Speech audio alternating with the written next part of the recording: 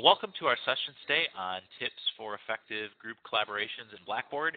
I am Jason Rohde. I'm the Assistant Director of the Faculty Development and Instructional Design Center at Northern Illinois University.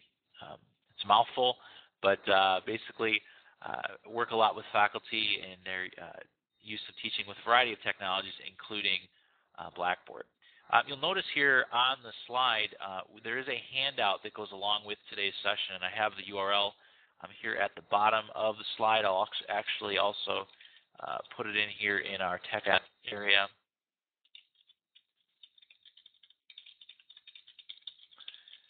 There's a wiki page that goes along with today's session where I've started drafting a lot of the tips that I'm going to share. I've started a wiki page where these are available. You're welcome to continue to add to those after today's session, and for those of you viewing the archive, you certainly can continue to add to those as time goes on. So welcome everybody to our session today. As far as our agenda, I do want to spend the bulk of the time here today really sharing practical tips from my own experience and from experiences of other faculty that have shared over the years as to how do you best facilitate and set up groups, not just the philosophy of it, but really in Blackboard. Today's session will be directed primarily at Blackboard version 8. That's the version that we have at NIU. Those of you that perhaps have you've upgraded, your institution has upgraded to Blackboard 9.1, which happens to be the version that NIU will be upgrading to later this spring, prior to summer semester. There are some new group features I'm specifically not going to address in today's session, but there are some additional capabilities and functionality coming to Blackboard for those of us here at NIU, and for those of you that have already upgraded your institution, you've already have access to those. Today's session, I'm not going to talk specifically to those new features. We'll do that in a later session that we'll have perhaps later this summer or this. So I want to start today with specifically just initially a rationale for using groups, why use groups, and some of perhaps the preconceptions that students bring to the use of groups. Then specifically looking at some tips for everything from forming groups to how do you configure them in Blackboard, how do you monitor the group progress, and then assess group work. And finally, we'll open it up for Q&A at the end. Really for anything Blackboard related, we don't have to just talk about groups, but if you have other Blackboard specific questions that you'd like to bring up today, you certainly are welcome to do that. I always like to get a sense initially of kind of where people are at, and especially because we do open up these sessions for anyone to participate in. You'll see on the left-hand side screen a little toolbar, and if you wouldn't mind clicking on the little arrow and then clicking on the map as to show us where you're connecting from today, just to give us a sense geographically of where everyone is at. And I'm going to go ahead and click on the map for myself as well. And so there we go. Catherine, I see you raised your hand. Go ahead. Do you have a question?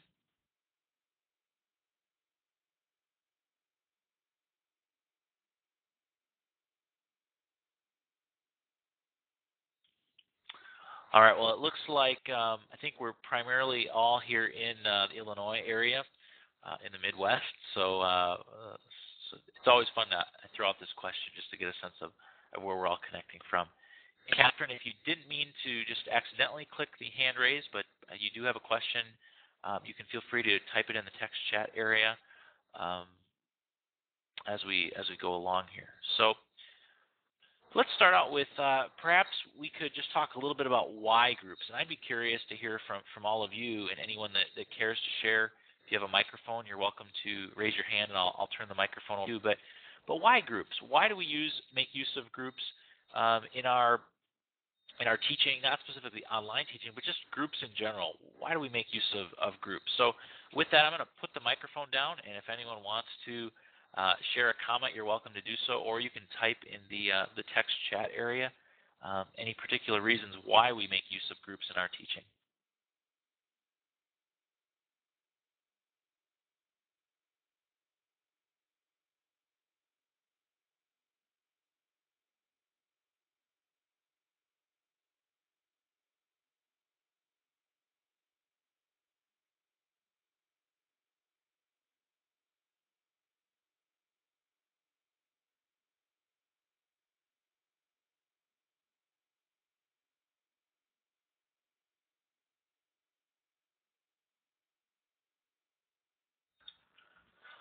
Well, I'll throw in a couple of ideas.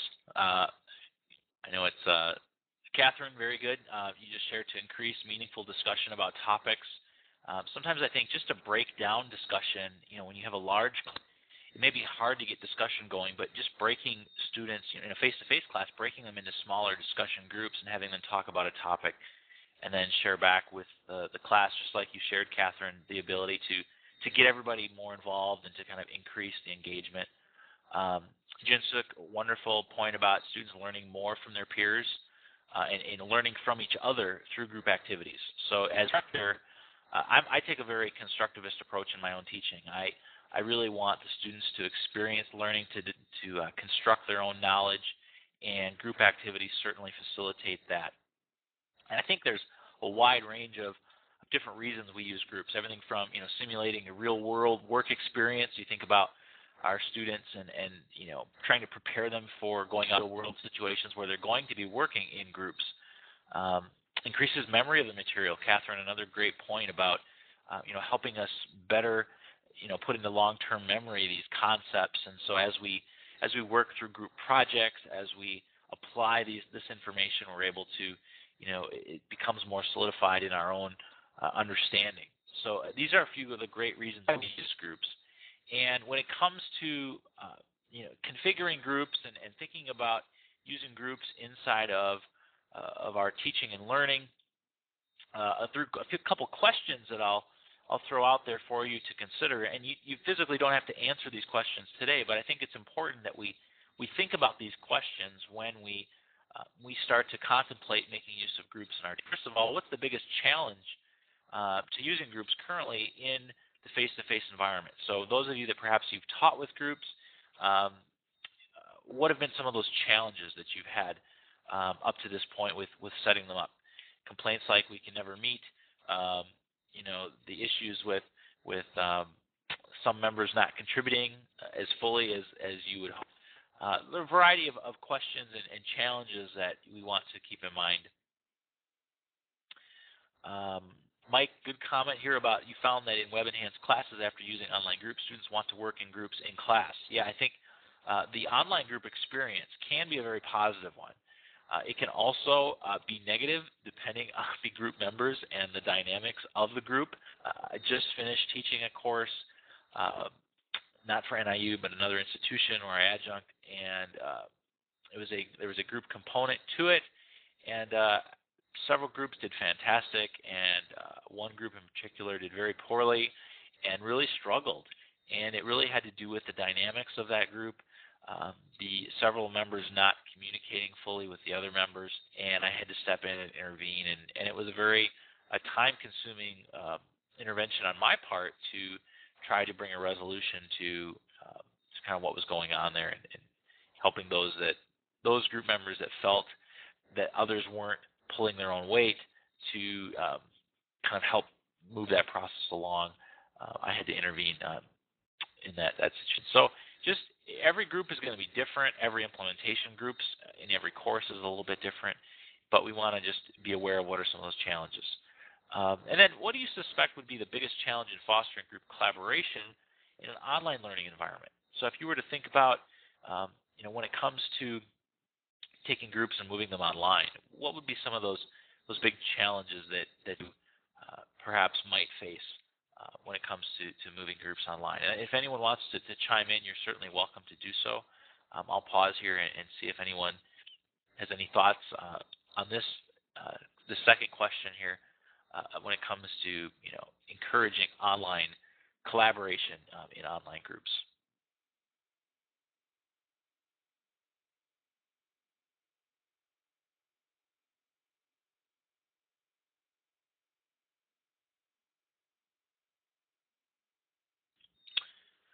Catherine, great point about just the technology and not wanting that to get in the way. I think the Blackboard's group tools certainly are becoming much more straightforward. When you consider using something like Wimba Classroom, which we're using today for our session, setting up this kind of a tool, making it available for your students, which those of you that teach for NIU, you certainly can do that. It provides students with the opportunities to to engage with one another, but again, needing to be familiar with the technology is certainly important. Mike, great about having one person monopolize the discussion. Typically, in groups, I've found that type A personality, the person that kind of takes charge of the group, it's easy for that person to monopolize the discussion that's going on, or for others that perhaps are, if you're just doing like a text chat, those that can't type quite as fast, they aren't able to contribute as much as perhaps others. And so there could be a lot of different challenges when it comes to fostering online learning and collaboration in groups online. So today we'll talk specifically about, and provide hopefully some tips that can help alleviate some of the challenges that you might expect.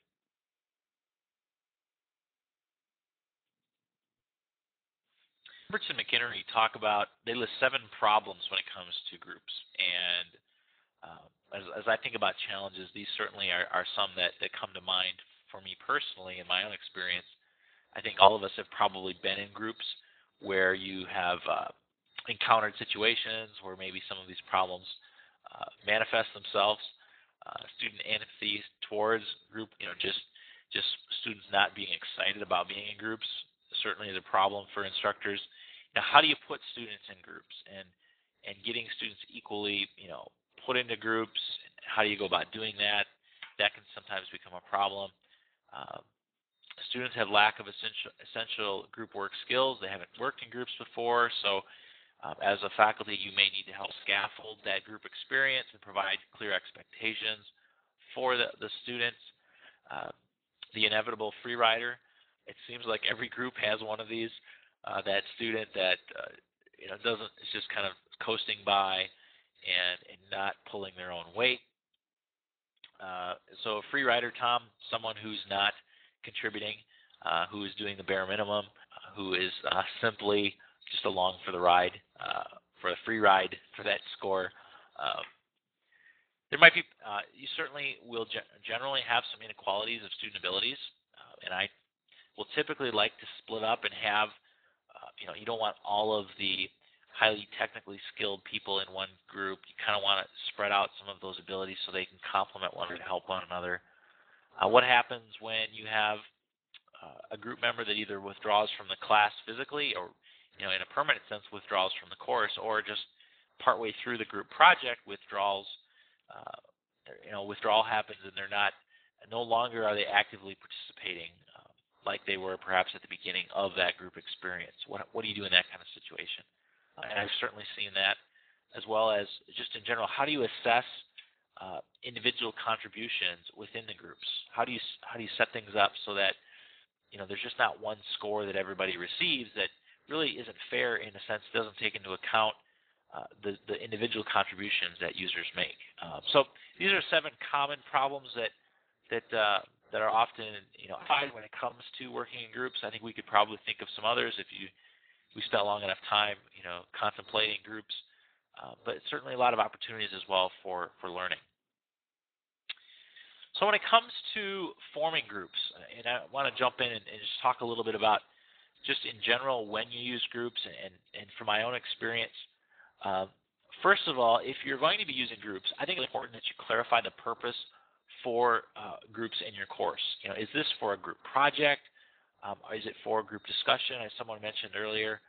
What is really the purpose for making use of groups? And you need to clarify that not only for yourself, but for your students so they understand what the expectations are. From then, you need to think about the size of the groups and again, on your purpose, what's the optimal size? You don't want your groups too large, but often you don't want them too small either. And so it's important that you consider really what would be the optimal size for that group, depending on the purpose that you have. And then decide finally how you're going to assign students to your groups. Commonly, it's kind of randomly assigning students. Courses I've taught where students have been in cohorts where they have had some previous experiences with each other, I'll often allow them to share with me some preferences for their own groups who they would like to work with, and then I'll do my best to try to accommodate those preferences. Oftentimes, if the students if they're going to be working on a group project, if they have common interests, those students may gel better in some senses. Again, if they've worked together before, they may be more comfortable working with some classmates that they've worked with, in previous courses.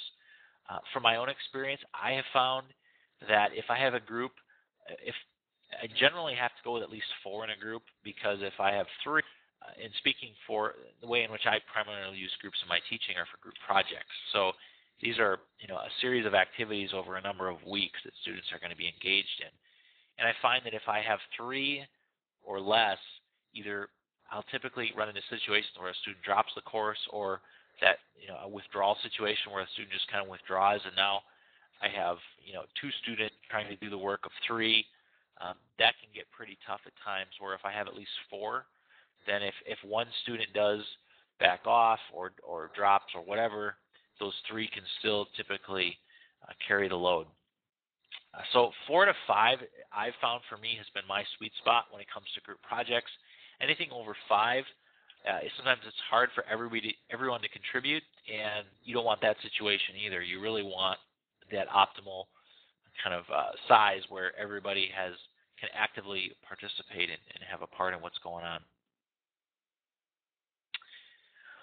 So those are a few of my tips. I want to pause and see if anyone has any other tips you'd like to share for forming groups, things that you've found to be of note or have been helpful to you in your own experience.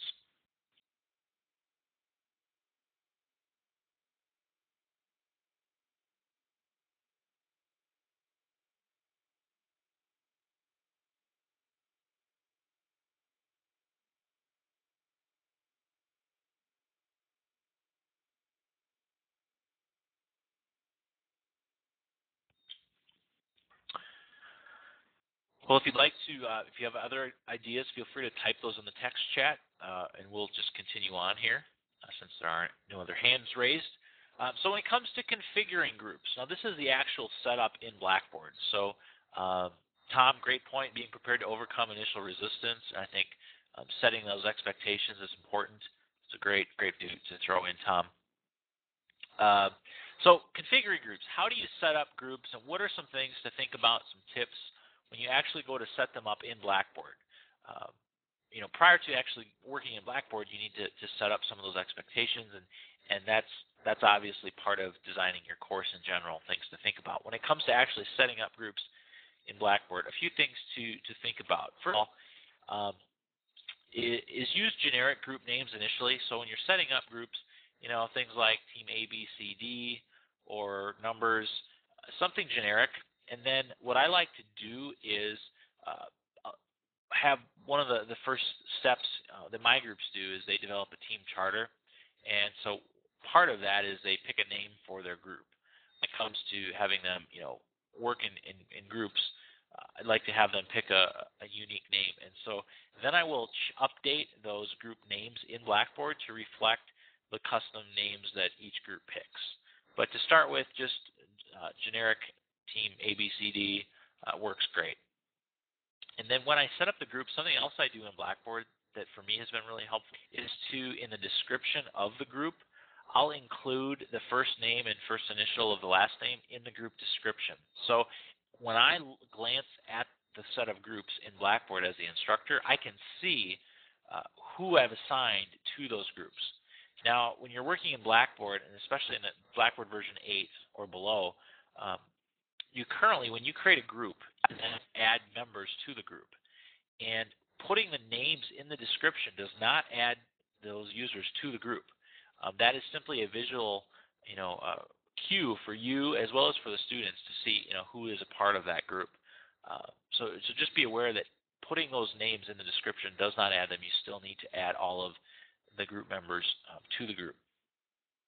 I find it helpful just to go ahead and enable all of the group features.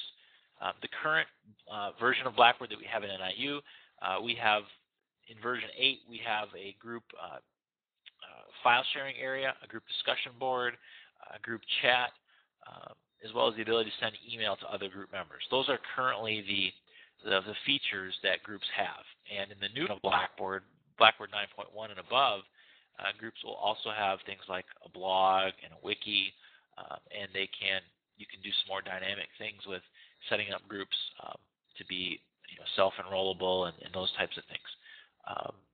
So there's some really neat new opportunities for groups, but even at the very basic level that I think most of us are familiar with using Blackboard, having a discussion board just for the group can be helpful, so that just those group members can have asynchronous discussions with one another. The ability to email one another easily and share files certainly is helpful. So I just enable all of those features and just let my students know that they have access to all of those. Something else I do is I enroll myself as a member in each of the groups. This just makes it easier for the students if they send an email to all of the group members and they want to copy me on it, they can easily do that then. If you also set up adaptive release rules in Blackboard based on group membership, as long as you are a member in all of the groups, you can easily get to all of the content items that you perhaps use adaptive release on. You set those rules on. And in Blackboard, students typically get to groups. They have to go to, I believe it's communication in the course menu. Blackboard 9 has actually a separate groups area within the navigation. So if you use groups, Blackboard does a nice job of showing the student their group, and then they can get to those group tools. But currently, so in Blackboard version 8 right now, I recommend actually putting a link in the course menu to the groups area.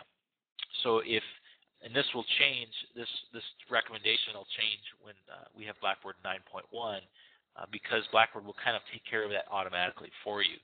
But for now, and for those of you that are on Blackboard 8 or below, I've been creating a link to the groups tool right in the course menu so that the students, when they log in, if groups is a really important part of your class, to make it very easily for them to get to that groups area and to their various group tools, put a groups link right in the course navigation menu. Some other tips here. I like to create discussion forums for each milestone within the group discussion. So again, I mentioned that I typically, in my use of groups, I'll have a group project. And I like to break group projects into milestones. So rather than just saying, okay, as a group by the end of the class, you need to give a presentation on this particular topic or something to that effect, having that broken down into milestones or pieces that are going to be due at different portions of the course, that's how I like to structure my groups. And within Blackboard, within each group discussion area, I will create a forum for that milestone.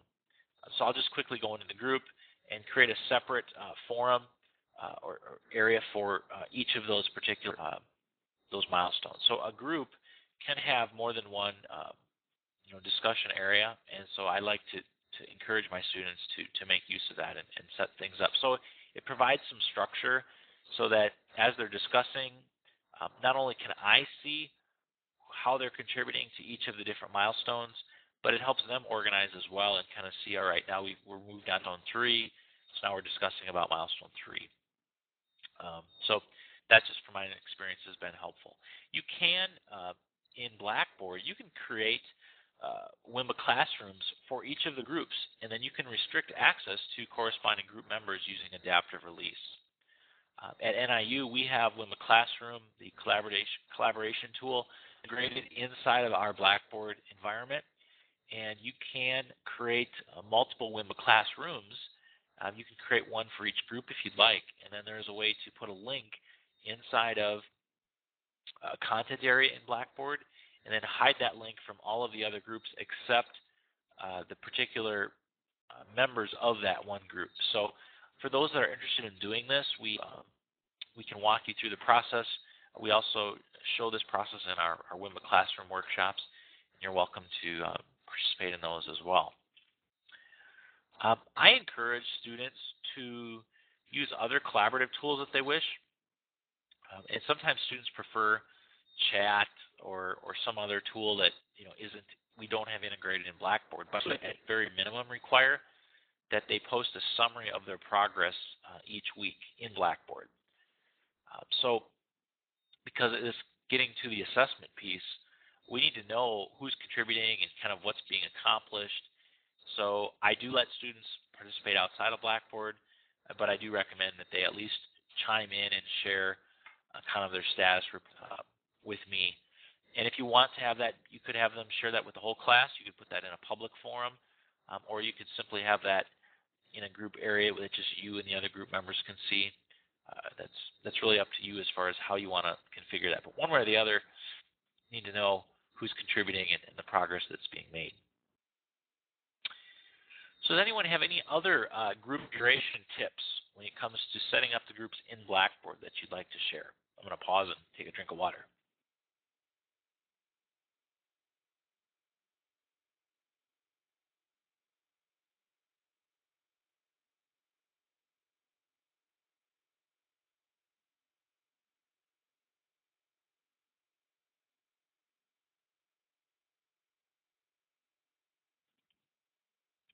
Well, if anyone does have other tips, certainly feel free to type those in the text chat area. Establishing group expectations. Once you've configured those groups in Blackboard, it's really important that you lay a foundation for the students, set some expectations, and especially if you're working with undergrad students or students who have not experienced working in groups, especially online groups before, you really want to set some expectations for them. And it's really important that you're clear in your expectations of participation. Over the years, I have gotten much more explicit in my instructions after having dealt with situations where I encountered students that either just didn't have the common sense to be collegial and respond, promptly. I started actually spelling out some of that in the expectations for the students as to what my expectations are. What does a quality contribution consist of? And depending on how you're using groups, whether it's just for discussion or having them work on a project, you want to set some expectations, for contributions. And like I mentioned, I like to break group projects in particular into milestones, do at different stages of the course. So I like to break that out. It not only helps from a workload standpoint, but it shows the students in a visual form, in a schedule of sorts, that, hey, you need to be working on this throughout the semester, and it for them to, set times to meet together, whether it's online or face-to-face, and to be making, substantial sequential progress towards meeting the objectives for the project. You will have, if you don't do this, I'll just warn you now, you will have students that put off till the last week of the class and then try as a group to force something through at the end, and it generally always is not the quality that you would hope for. So I would highly encourage that you provide some scaffolding for your students as far as breaking up expectations and requirements into some different milestones. I then ask the members of the group to develop their own charter. I mentioned this earlier, but really that they come up, I'll have some expectations for them as deadlines and some of the the general expectations that I'll have, but then asking them to agree to their own expectations and coming up with, how are they going to handle a group member that's not participating? How are they going to primarily communicate with each other, and what kinds of deadlines are they going to set? And so just kind of coming up as a team, as a group, what are some of those initial challenges that they might envision, and how are they going to deal with them when they arise? And I have the teams actually type those out and post those, whether it be to a wiki or submit those to me, but just one way or the other that they're agreeing to some expectations as far as how they're going to function as a group.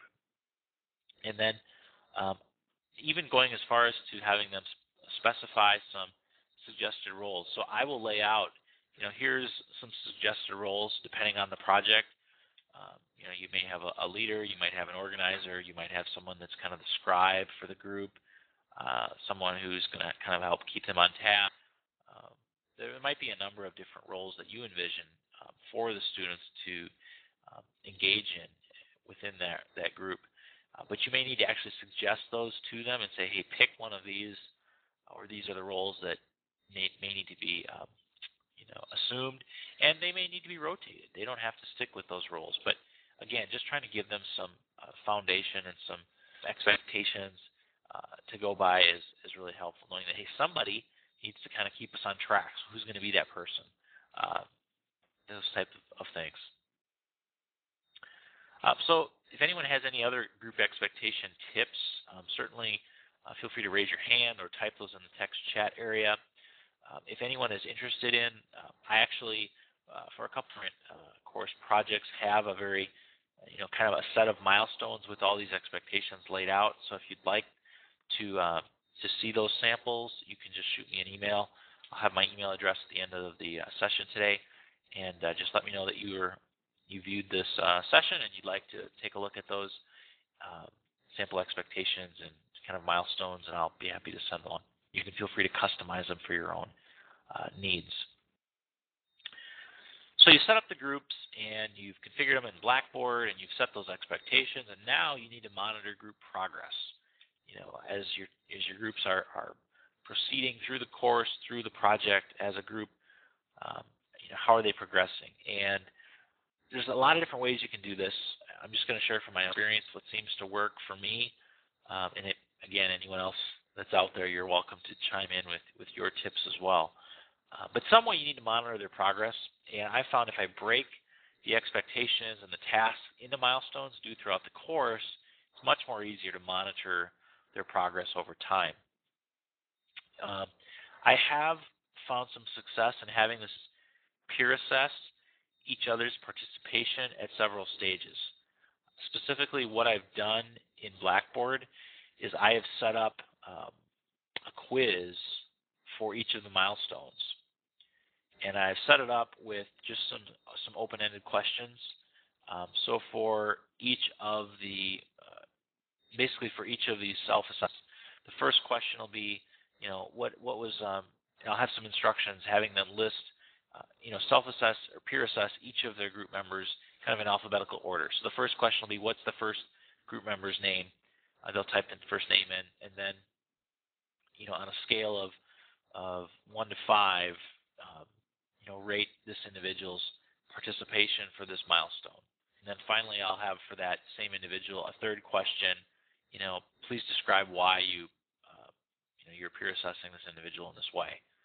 So for each of the members, so if I have groups of 4, I'll have a quiz in Blackboard that in essence will have 4 copies of those 3 questions. So 12 questions total. First 3 questions were in reference to the first member of the group, and then the next 3 would be repeated for the next group member. So as a group member, and actually there would only have to be 9 because they're not peer assessing their own contributions, just those of their fellow classmates. So in classes that have been small, where I haven't had more than 15 students, it's time consuming, but this seems to work, where I can get some feedback initially from the students. And in some courses, I've done something where each milestone was worth 15 points. 10 of those points will be the group grade for the group contributions for that milestone.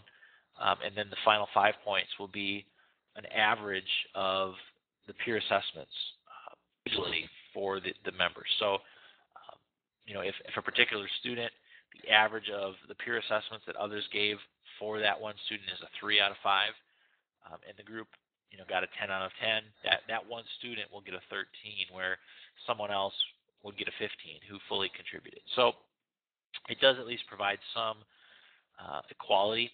I will tell you even though I tell the students, this isn't going to negatively affect your score, I'm not going to say who scored someone lower.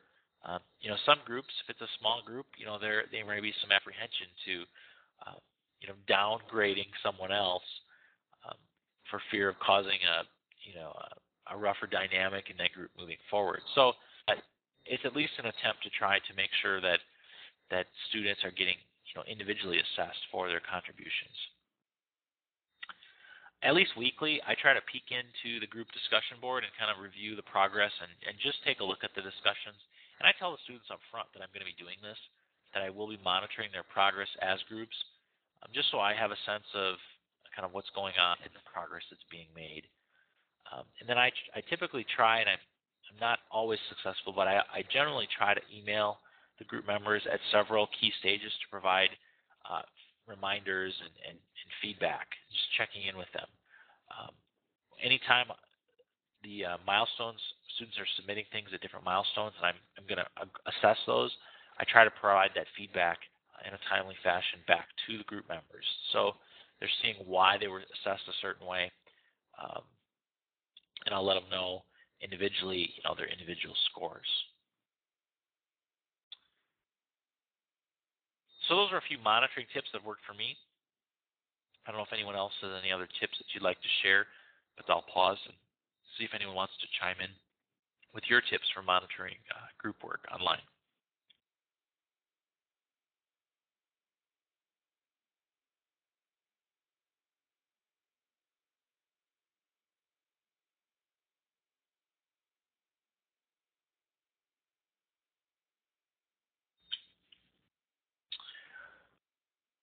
As always, feel free to jump into the text chat at any time here. Um, Assessing group work. So you've set those expectations, you've been monitoring what's going on, and when it comes to the assessment piece, in addition to kind of building off of that, setting the expectations and monitoring the group work, is provide some clear rubrics for how you're going to assess group work. So if you are going to split off, individual contributions from the group contributions in general, have that spelled out in a rubric form how you're going to be, uh, you know, assessing those contributions. And I recommend that you assess in stages. Kind of theme today is break it up. Don't wait till the end. So assessment, I like to assess in stages rather than just at a final deliverable, if possible. It's not always possible to be able to do that, and especially if the group work is in a shorter period of time and you're not able to spread it out. You may not have the luxury of being able to do that. But anytime I find that I can give my students some formative feedback, it seems to be a positive for the students, and the feedback I receive back from doing that, has been positive as well. Be prepared for free riders. Uh, Going back to just realizing that generally there's going to be someone in each group that may not pull their own weight. Um, some groups you'll have everybody contribute, but I've found that's not been the norm. So just be prepared and have some way, in mind of how you're going to deal with that. Back to this example, previous course I finished teaching, I had to basically tell the entire group that for the last few milestones, I wanted to receive individualized emails from them sharing how they were contributing, because I wasn't seeing the contributions in the discussion board in Blackboard. I had also set up a wiki for each group, and I wasn't seeing individual contributions there either. And so I, flat out told the group members that I needed to see emails from them, and those that didn't would be negatively impacted individually. And several students I did have to mark down, deduct points because they weren't individually carrying their own weight. And so I was very clear and fair in the way in which I did it, but I had a plan in mind. And hopefully now the next time I teach that class, I won't have that same issue. But just be prepared for those kinds of situations because they do arise. And if it's possible, if you can in any way assess both group and individual contributions, this really, I find, for the students that are concerned that they're going to be doing the work for everybody. And I know from my own experience in groups I have been a part of online, I have often at times, had to carry the weight. I know it's frustrating when you see that someone else that didn't put the same time in gets the same score. So if the students all know that you are going to have some type of an individual assessment, that seems to really help alleviate some issues and some anxiety on the part of students who are concerned about that. And I think you'll always find students that are. So that I've found has worked well. And I'd recommend that if at any way possible that you can assess both group and individual contributions. So any other additional group assessment tips, certainly feel free to jump in here.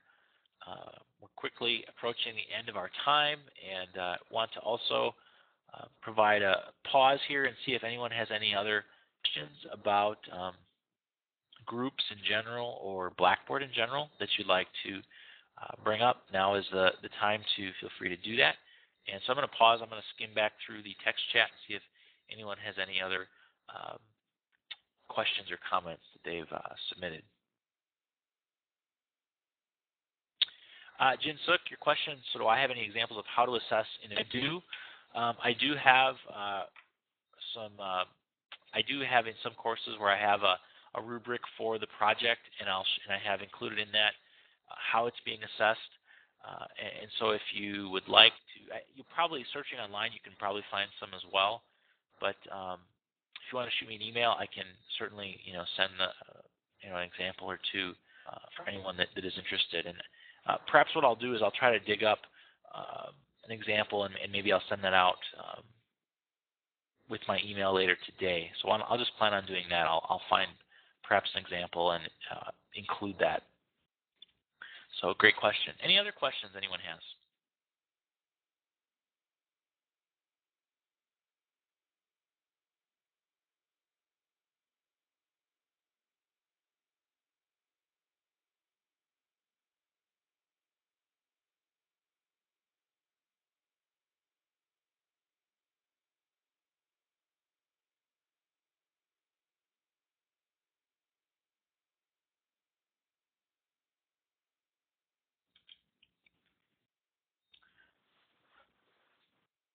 Well, if there aren't any other questions, I do want to remind everyone that there is an online handout that goes along with the session today.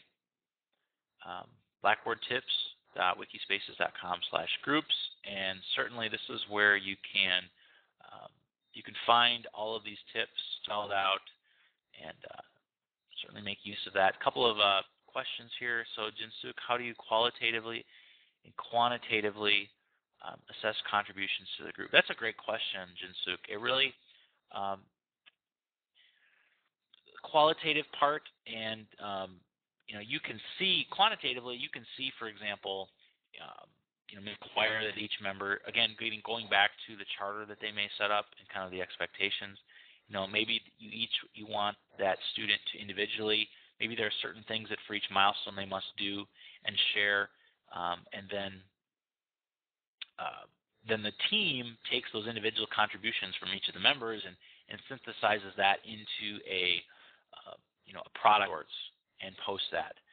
For me personally, I've made use of wikis to do this, and in instances where I haven't had access to a wiki built into Blackboard, like we'll have soon in the Blackboard Next Generation that we'll be upgrading to here at NIU, I've just used something like Google Sites, and I've created a Google Site wiki for each group, and I've had individual pages for each of the group members. I've had a team page where everybody then, for that milestone, where they can synthesize those contributions. And so that's what I'll be assessing.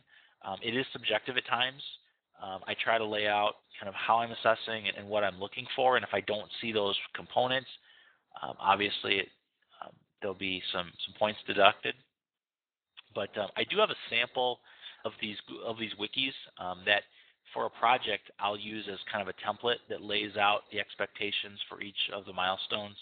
And I'll include that in my follow-up email that I send out, and I'm just going to jot a note to myself here to include that.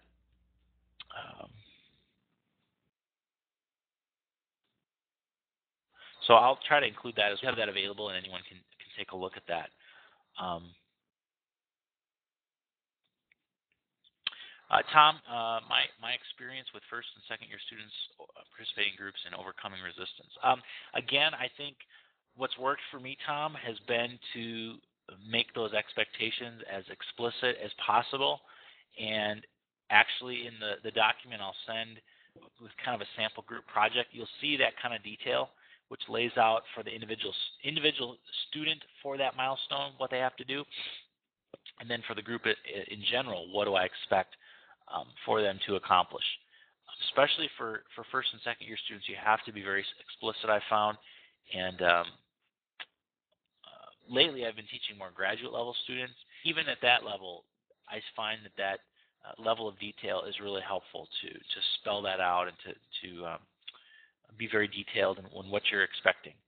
And the more times you teach a class, different iterations, I'm finding I'm getting more detailed things that I would assume that they would include perhaps in different components of the project or not. I'll spell out, okay, I'm looking for this. I want to make sure to see this, this, and that. And that seems to help with the resistance. The other thing, students will say, well, we can never find a time to meet. And that's where the online groups work so great, because they have a discussion board where they can post their ideas and asynchronously. They don't have to have a central time to log in. And if they do want to set a time, they can make use of a tool like Class, Skype, or any number of tools so that they can synchronously connect online and work together. And again, if a team decides that synchronously that's how they're going to primarily contribute and correspond with each other, then I require at minimum kind of a summary of when they met and what they accomplished, and for them to share that with me each week so that I see that timely progress is being made. Mike, yeah, you've had more resistance from the grad students. That sometimes is the case, especially if they've been burned on group projects. And I know I have, I'll be honest. And so I still am a proponent of group work, because I think there's a lot of value in students gaining those communication skills, and just that dynamic of working with a team, I think, is really important. But yeah, I think if students have had negative experiences, it's going to be much more important for you as the instructor to set that foundation and those expectations, and making sure that everyone is contributing, kind of at an even level moving forward. So great comments and questions here. I'd welcome you all to, if you have other tips that you'd like to share, you certainly can. This wiki is open. Anyone can participate and add to it, and you're welcome to do that. You can pass the link along to other colleagues, and we'd love to include other tips along the way. And we will be updating this as at NIU as we prepare for the upgrade to Blackboard 9.1. We'll be revamping these tips and adding some others when it comes to working with these new group features inside of Blackboard. As far as contacting me, I'm going to go ahead and put my contact information here on the slide. You're welcome to follow up, whether it be through email, phone, Twitter, whatever. You can contact me. You've got my contact information there. Like I said, I'll send an email later today for those of you that participated live with the link to the archive, and where you can contact me. I'm also going to right now open up in a new window our evaluation from today's session. So you should see in a new browser window our evaluation. And if you could, before you close out today, if you could just complete those questions just to give us some feedback on the session today, we would greatly appreciate that. I mentioned we are going to post this as a podcast as well, a video podcast. And if you search iTunes for NIU Faculty Development, you'll find our podcast of archived faculty development programs, and that's where you'll find this episode along all of our other online archived sessions. So if I'll stick around for another couple more minutes if anyone has any other final questions. Otherwise, I'm going to stop the archive and thank everyone for participating today, and I wish you all the best. And it would encourage you as well to be looking and be aware of our Blackboard Next Generation workshops. We have some online previews as well as some hands-on preview sessions. So if you're going to be teaching with Blackboard at NIU, especially this coming summer or this next fall, please be aware that there are some major changes coming to Blackboard. Some of the biggest changes we've had in 10 years of having Blackboard here at NIU, and we want you to be aware of the new features that are coming, and a lot of great new features for you to make use of in your teaching. Watch our list of program workshops for those sessions and sign up for one that fits your schedule. So thanks everybody for listening and for participating today, and I wish you a great rest of the semester, and hopefully we'll see you at another session real soon.